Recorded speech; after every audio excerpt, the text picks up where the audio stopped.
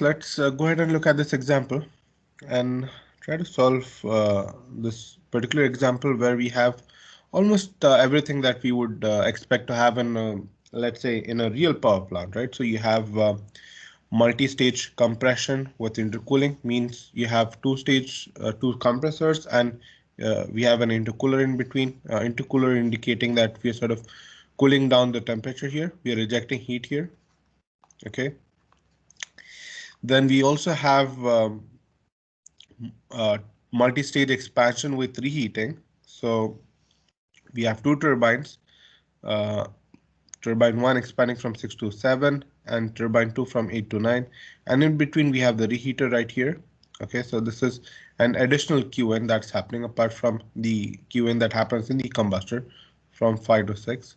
So you have QN1 and then QN2, and also we have a regenerator right here, and the regenerator is a very smart way of making use of the hot exhaust gases from the turbine and using it to preheat the gases that enter the combustor, right? So the idea is you use this hot fluid here, hot gas at the exit of the turbine, and heat the gas that exits the second stage compressor, that is at stage 4, to provide some heating so that the amount of heat input that we need in the combustor is reduced for the same work output. So the heat transfer in the regenerator is what is happening here from 4 to 5, Q regen.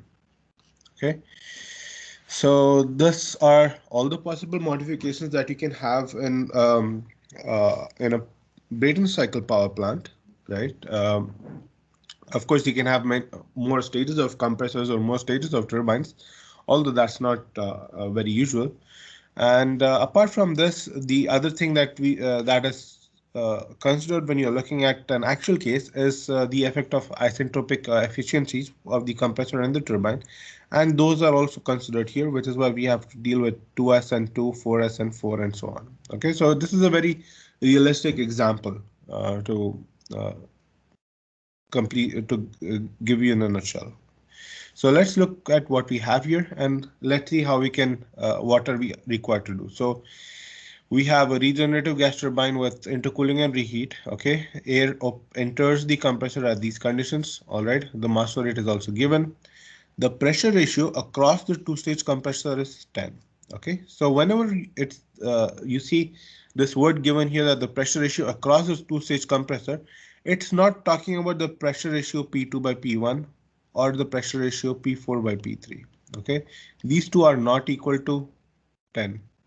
What it is telling you is the overall pressure ratio for the two compressors. So at the end of the two compressors, the air comes out at P4 and the air enters at P1 in the first stage compressor. So the ratio, pressure ratio that's typically given is basically the ratio P4 to P1, and this value is given as 10. Okay, P2 by P1 is not 10, P4 by P3 is not 10. All right, so same way, the turbine also the same wording is used. The pressure ratio across the two-stage turbine is 10, so it basically refers to P6 by P9 is 10. All right. Of course, P6 by P7 is not equal to 10. Now, the intercooler and the reheater each operate at 300 kilopascal. So the intermediate pressures are also given here for us, right? So P2 by P1 would be 3 then, right? Because P2 is equal to P3 is 300 kilopascal, and P7 is equal to P8 is also equal to 300 kilopascal. Now, the intermediate pressure is something that could be different as well, right? In this case, it's given as 300 kilopascal, but typically if you want to optimize let's say minimize the work input to the compressor and maximize the work output from the turbine while getting a certain pressure ratio, overall pressure ratio, the typical thing to do is to ensure that P2 by P1 is equal to P4 by P3. Okay, this would ensure you that the work input is minimum in the compressor and the work output from the turbine is the maximum for a given intermediate pressure. So you select the intermediate pressure in this way, and if you had done that, then the intermediate pressure would possibly be slightly higher than 300, right? It would be around 330 kilopascal, but 300 is pretty close to that value, so that's good. Now, apart from this information, we also have been told that, let me use a different ink. At the inlet to the turbine stages, that is state 6 and state 8, the temperature is 1400 Kelvin. Excellent. So T6 and T8 is 1400 Kelvin. The temperature at the inlet to the second compressor stage is 300 Kelvin. So we were already provided with T1. Now we're told about the temperature at the inlet to the second compressor stage. So we're talking about T3, and T3 is also being given as 300 Kelvin. So that helps us quite a bit. We have been given the temperature for T1 and T3, T6 and T8. The isentropic efficiency for each compressor and turbine is given. The regenerator effectiveness is also given as 80%. So we'll see how we make use of this regenerator effectiveness. We already know how to make use of isentropic efficiencies. Okay, now given all this information, we need to determine thermal efficiency, backwork ratio, the power developed, and so on and so forth. Okay, we'll have to go looking at those things one by one. Now, again, this is not there in the syllabus for the midterm exam, but looking at this, if you're thinking that this is a complicated question, it has too many things, it cannot be asked. Well, let me just tell you that this exact question was asked in the midterm exam in the last semester. Okay, so this can certainly appear in the final exam. Now, if this appears, certainly you will not be asked to determine enthalpies at all states. You will be given enthalpies for a lot of them, and you just have to go ahead and determine for some of them. Okay, so for now, for the purpose of this example, I'm going to tell you how we got the enthalpies for each one of these, but make sure that you understand what's happening here and don't just leave this out because it looks too complicated. Okay, this can be given in the exam and has appeared in exams before. So now let's look at this table right here, which lists the enthalpies for all the states. Okay, so this is something that we have to actually determine here, but I mean, this is something that we have done so many times that I'll just tell you briefly how we obtain these values. Okay, so the first thing is we were provided information on the temperatures, and here nothing is mentioned about the specific heats. So we're going to treat this as an ideal gas with variable specific heats, right? Because nothing is mentioned.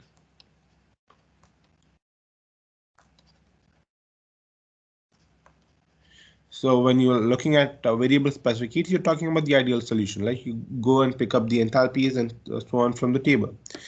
So we are looking at an ideal gas. If we have the temperature, that's all the information we need to determine the enthalpies. And we have temperature at say T1, at T3, T6, and T8. So that's the first thing you can do.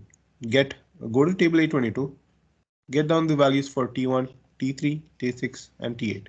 So that's one step done. Okay, now we have to determine the value for enthalpy at state 2, state 4, state 7, and state 9. Okay, and the way we're going to determine this is pretty similar. Now we have been provided with the isentropic efficiencies for both the compressor and the turbine, right? So let's first look at the compressor state. Let's look at how do we determine enthalpy at state 2. Now here, the first step to determining the enthalpy for state 2 would be to first determine H2S, right? This is what we need. Now for determining H2S, well, we just have to make use of the isentropic formula for an ideal gas with variable specific heats. So the isentropic process would be 1 to 2S, and we know that the pressure is going to remain same. The pressure ratio P2S, the pressure P2S is equal to P2. So the pressure ratio P2S by P1 will be equal to P2 by P1. And since we are looking for an isentropic process, the ratio P2S by P1 will also be equal to PR2 by PR1.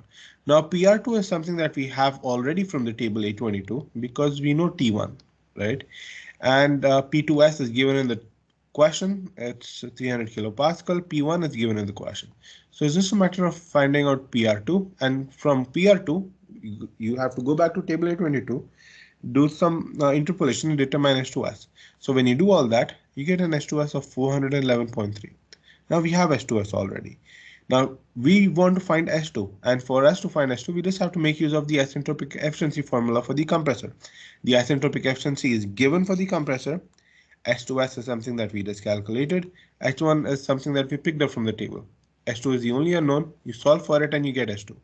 And remember, H2 is always going to be greater than H2S, right? And that's what we see here, just for sanity check. Now, this is how you obtain H2, and this is exactly the same procedure for you to obtain H4 as well, right? First find 4S and then 4. Now, having done that, we follow some sort of a similar method when we deal with the expansion within the turbine. You have to look at the isentropic process 6 to 7S, get the enthalpy at 7S, okay? And then once you have that, you have to make use of the isentropic efficiency for the turbine. Remember, for the turbine, the isentropic efficiency is the actual work output by the ideal work output, okay? Whereas for the compressor, it's the actual work input divided by, sorry, the ideal work input divided by the actual work input, okay? So you got to be careful about these formulas right here. These are given in the formula sheet as well, so you have to make sure you're making the right choices. But I mean, everything else is sort of given, right? H7S is known, H6 is something that we know because it's just a function of temperature. Isentropic efficiency is given as 80%. So you plug those numbers in, we get H7 in here. Okay, so we determine 7S, 7, and same way we determine 9S and 9. Now, the only state we have not determined till now, looking at this, is basically H5, right? That's already in the table. There's also another state that we may need depending on how we want to solve the problem, and that other state is H10. So it's now it's a matter of going ahead and trying to figure out how to determine these two states. Any questions up to this point?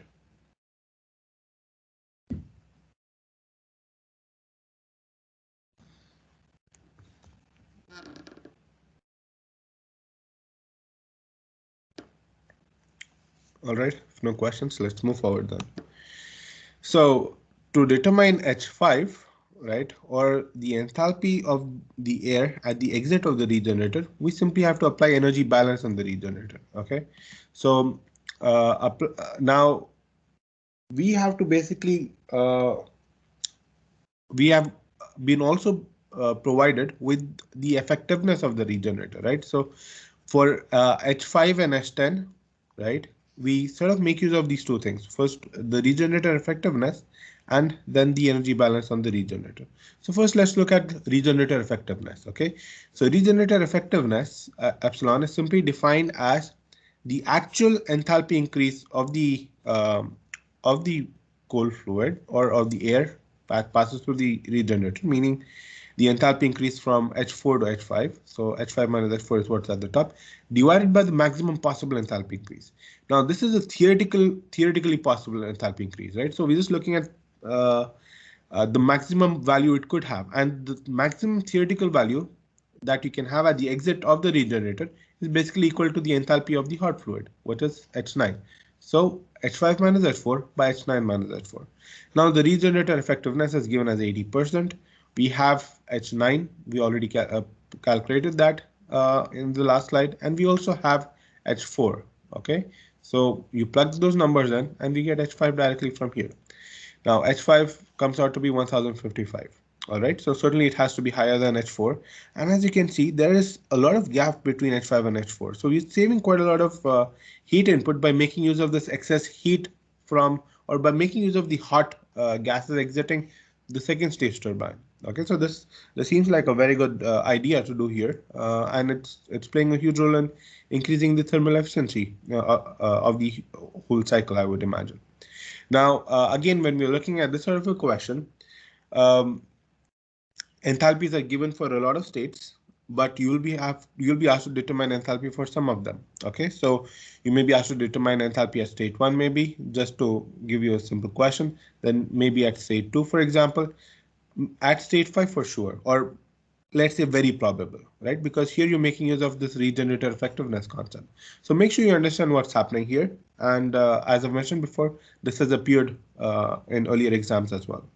The only reason it's not going to appear today is because it's not in the syllabus. All right, so now let's talk about H10. Okay, I also want to determine the enthalpy at the exit of the regenerator. And we do that by simply applying the energy balance to the regenerator. So the energy gained by the cold fluid is equal to the energy lost by the hot fluid. So we have everything in here, H9, H5, and H4. You plug in the numbers and we get S10 out of it. So S10 is 604.8, which tells you that the temperature at the exit is probably around close to 590 Kelvin, right? So this is a reasonably low temperature at which we can, let's say, reject the gases to the atmosphere. And yes, probably we could have extracted a little bit more enthalpy, but it's not bad. It's much better than rejecting something at H9, right, which is 1205 kilojoule per kilogram. So in terms of temperatures, that I would imagine would be around 1190 Kelvin. So it's pretty high. So we have made effective use of the regenerator to preheat the gases entering the combustor. All right. Well, as usual, if you have any questions, feel free to stop me. So now that we have looked at all these enthalpies, going and determining the rest of the stuff is pretty straightforward. Okay. So the first is the thermal efficiency. Now the thermal efficiency, the formula is pretty straightforward. The only thing you're going to do here is to be careful because we have two different turbines, two compressors, and two heat inlets. Okay, two heat in. So it's net work output by Qn. But here we need to take in the work done in turbine 1, which is H6 minus H7, plus work done in turbine 2, which would be H8 minus H9, minus the work done in work input for the two compressors, which would be H2 minus H1, plus H4 minus H3 in the second stage compressor. So this is all the net work output. Now, when we talk about the heat input, well, again, we are adding heat at two different locations. One is within the combustor from H6, from 5 to 6, so that's H6 minus H5, plus in the reheater, so that's H8 minus H7. Okay. Now, these are all enthalpies we already know, and it's a matter of plugging in these numbers into this equation. And once you do that, you get a thermal efficiency of 44.27%. Now remember, this is an efficiency we got by assuming a reasonably low value for the isentropic efficiency of turbine and compressor of about 80%. In actual cases, you could obtain even slightly higher values, right? So this is very realistic. That's all I want to say. Even for the regenerator, and regenerator effectiveness of 80% is very reasonable. It's very easily achievable in practical situations, and it's actually is the value for a lot of regenerators that are in operation around the world. So the thermal efficiency that we're getting here is it's very high, right? And I mean, here we're not looking at an ideal scenario, right? We're looking at an actual cycle. So these three modifications are very useful for increasing the thermal efficiency, and are very commonly used when we have an upper limit to the temperature and end up increasing the thermal efficiency of the whole cycle, right? Now here you may wonder, why did we do by using network output by Qn? We could also write it as 1 minus Q out by Qn. Okay, so yes, this method is also doable, and I'll show you how we can do that. The only thing is that it can be a bit tricky because some students tend to forget where all heat is being rejected. Any questions up to this point?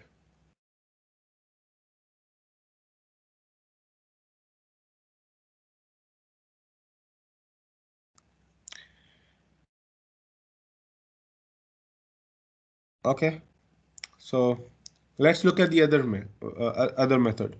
So other method is simply 1 minus Q out by Qn. Now the obvious heat rejection that's happening here is between 10 and state 1, right? So this is the obvious Q out that is happening.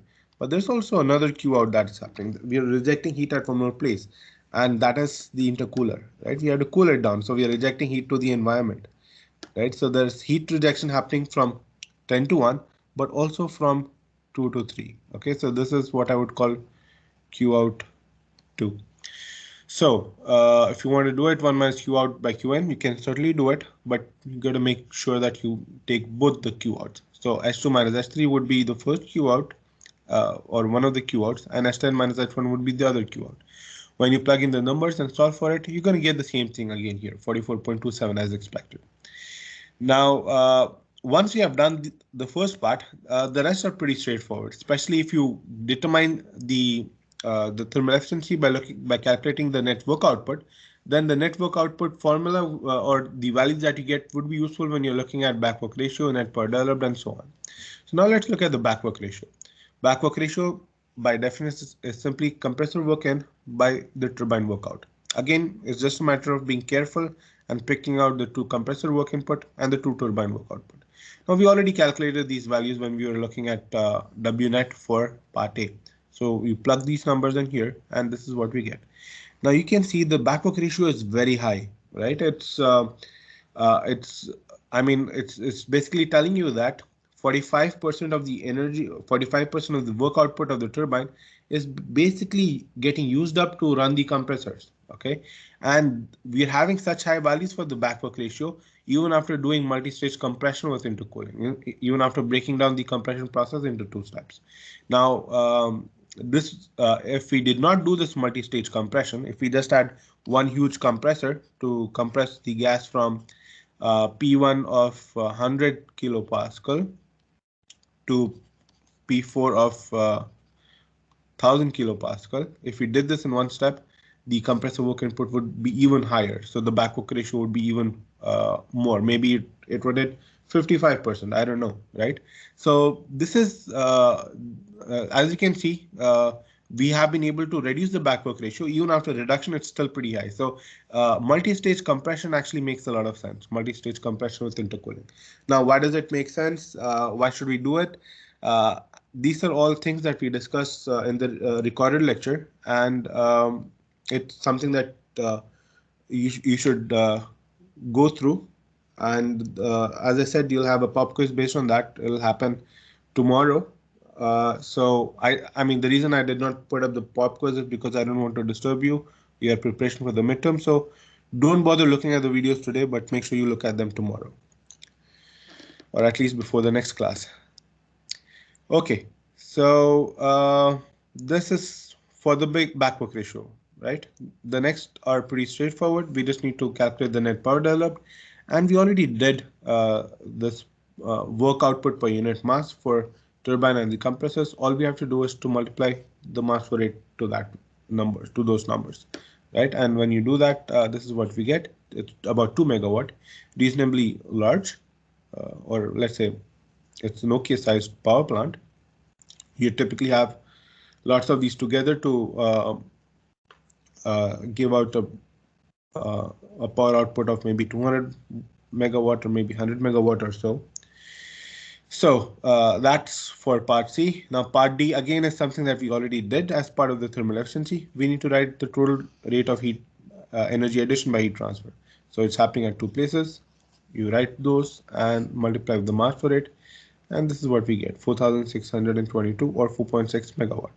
So that completes the first question.